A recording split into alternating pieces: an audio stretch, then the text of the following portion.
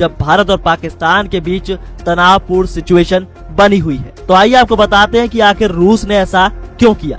दरअसल रूस ने चीन को ये एयर डिफेंस सिस्टम मिसाइल ऐसे वक्त में सप्लाई की है जब भारत और फ्रांस ने सोमवार को भारतीय नौसेना के लिए लगभग 64,000 करोड़ रुपए की लागत से भारतीय नौसेना के विमान वाहक पोत INS विक्रांत पर तैनाती के लिए राफेल लड़ाकू विमानों के 26 नौसैनिक संस्करण खरीदने के लिए एक अंतर सरकारी समझौते पर हस्ताक्षर किए। इन राफेल लड़ाकू विमानों से भारत की समंदर की ताकत बढ़ जाएगी, जहां चीन अपना दबदबा दिखाता रहा है।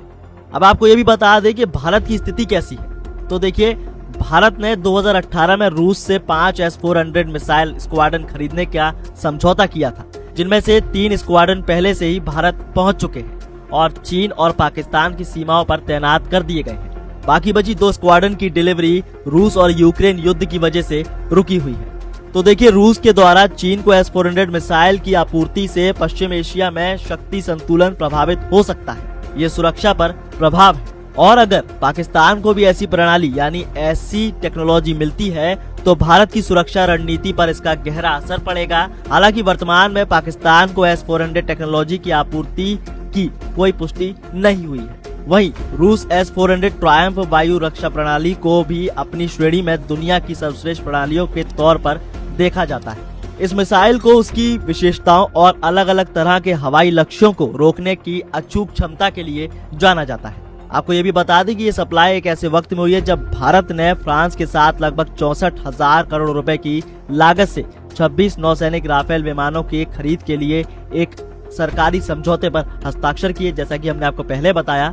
लेकिन ये विमान भारतीय नौसेना के INS विक्रांत पर तैनात किए जाएंगे, जिससे भारत की समुद्री शक्ति में भारी इजाफा होगा, वो भी एक ऐसे वक्त में जब चीन लगातार हिंद महासागर के इलाके में अपना दबदबा बढ़ाने की कोशिश कर रहा है। साथ ही आपको ये भी बता दें कि रूस का चीन को S-400 मिसाइल की आपूर्ति करना भारत के लिए चिंता का विषय जरूर है, खासकर तब जब भारत खुद इन टेक्नोलॉजियों की डिलीवरी में देरी का सामना कर रहा है। तो अब देखना ही होगा कि S-400 मिसाइल जो कि चीन को भेजी गई है, ऐसे कुछ सूत्रों के हवाले से खबर मिली है।